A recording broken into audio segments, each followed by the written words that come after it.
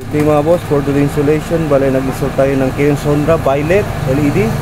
Tapos auto style horn dito sa Fortuner model 2019. Bale, ito yung box ng horn natin mga boss. Auto style horn. Nasa 400 Hz plus 500 Hz. Ito din yung box ng Kayons Honda violet natin mga boss. Yan. 3.1, 3K golden yellow. Ito yung na-install natin na violet mga boss. Fit na fit siya. Ito din yung sa kabila.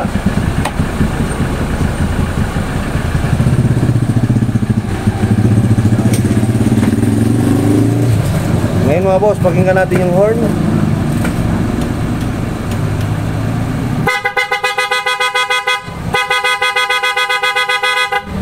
Ayun, solid mga boss. Bale, ito yung low beam ng backlight natin. Yan.